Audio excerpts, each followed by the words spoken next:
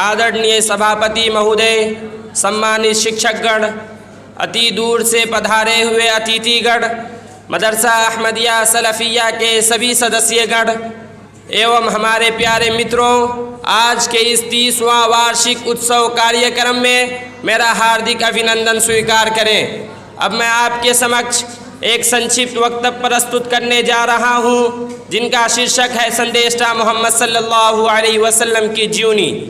प्रिय बंधुओं, पवित्र कुरान में अल्लाह वर्णन करते हैं, वमा अर्सलनाका इल्ला रहमतल लिल आलमीन, हमने आपको समस्त संसार वालों के लिए करुणामयी बनाकर भेजा है।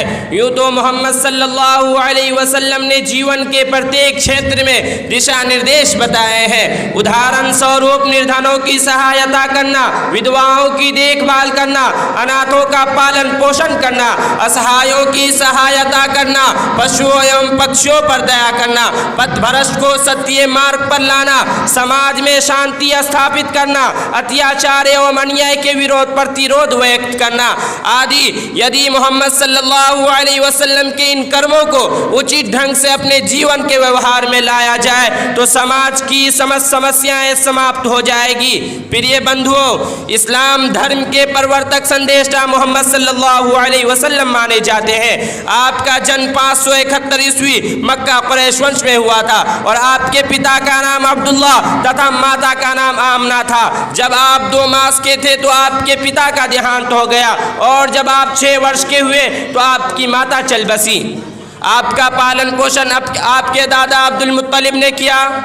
दादा के देहवसान के पश्चात बड़े प्रेम और चाव से आपकी देखभाल आपके चचा अबू तालिब ने किया। बचपन से ही आप गंभीर स्वभाव तथा मधुर भाषी थे। आपकी सत्यता देखकर लोगों में आपको तथास्तु तथा सत्यवादी कहते थे। प्रिय सज्जनों, हज़रत अनस रज़ियल्लाहु अन्हु से वर्णित है कि आप बच्चों के साथ खेल रहे थे कि अल्लाह के दूत जिब्राइल अलैहिस्सलाम पधारे और आपका वक्त चीर दिया। फिर आपका हृदय निकाला और उसमें से एक लोथरा निकाल कर वर्णन किया, ये तुम्हारे शरीर में शैतान का भाग है। फिर हृदय को स्वर्ण की थाली में जमजम के जल से धोकर पुनः उसी जगह पर स्थापित कर दिया। जब आपकी आयु 12 वर्ष की थी तो चचा अबू तालिब ने शाम नामक देश जाने का निश्चय किया। जब जत्ता शाम नामक देश पहुंचकर बसरा शहर के निकट पड़ाव डाला तो बुहैरा नामक ईसाइयों का एक महान पुजारी अपने गिरजा से निकलकर आपके निकट आए और आपका हाथ पकड़ करके वर्णन किया, ये संसार के प्रधान और अल्लाह के संदेष्टा हैं। अल्लाह ने इन्हें समस्त संसार वालों के लिए दयालु एवं कृपालु बनाकर भेजा है। जब दाई हलीमा ने आपको लेकर अपने डेरे पर आई और अपने गोद में रखा तो उनका स्तन दूध से भर गया, यहाँ तक कि आपने जी भरकर दूध पिया और आपके साथ हलीमा के बच्चों ने भी पेट भरकर दूध पिया। फिर दोनों आराम की नींद सो गए। इसी प्रकार मक्का से वापसी के समय दाई हलीमा ने अपनी अत्यंत दुर्बल गधी पर आपको लेकर सवार हुई तो वही गधी आपके आशीर्वाद से अत्यंत तीव्र गति से चली कि वह सभी ऊँटों से आगे निकल गई और कोई सवारी उनका पीछा नहीं कर सका। प्रिय बंधुओं, जब संदेशा मोहम्मद सल्लल्लाहु अलैहि वसल्लम को प्रथम ज्ञान प्राप्त हुआ तो आप अत्यंत भयभीत होकर अपने घर पर पहुंचे और खदीजा रज़ियल्लाहु अन्हा से कहा, मुझे अपने प्राण का भय हो रहा है। खदीजा रज़ियल्लाहु अन्हा ने आपको सांत्वना देते हुए वर्णन किया, कल्ला फवल्लाहि मा युख़ज़ीकल्लाहु अबदा, कदापि नहीं, अल्लाह ताला आपको कभी भी अपमानित नहीं करेगा। इन्नका लतसिलुर रहीम, आप संबंधों को जोड़ते हैं। व तस्दुकुल हदीस, सत्य एवं अस्वस्थ बात करते हैं।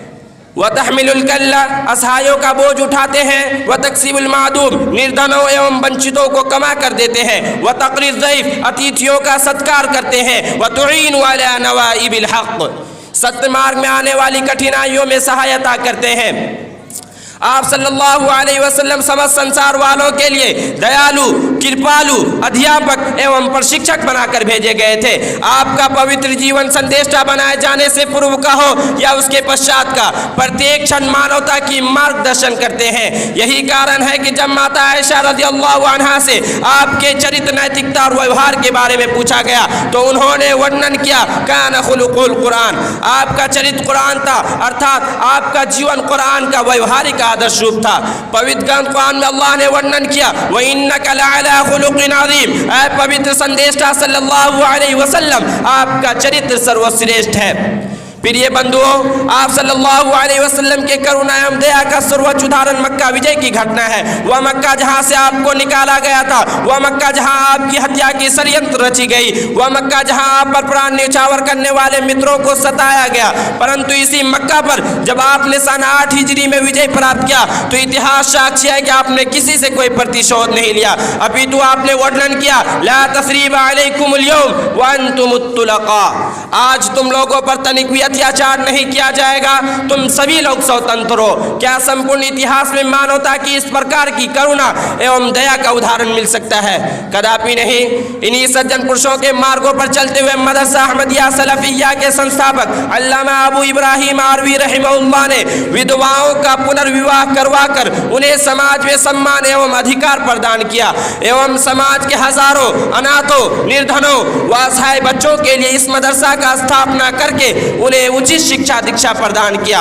अब अंत में अल्लाह से प्रार्थना है कि उनके इन सत्कर्मों का प्रतिफल प्राप्त होता रहे एवं हम सभी को संदेशा मोहम्मद सल्लल्लाहु अलैहि वसल्लम के आचरण को अपने जीवन के व्यवहार में लाने की शक्ति प्रदान करें। आमीन। व आखिरु दावाना अनिल हम्दुलिल्लाहि रब्बिल आलमीन।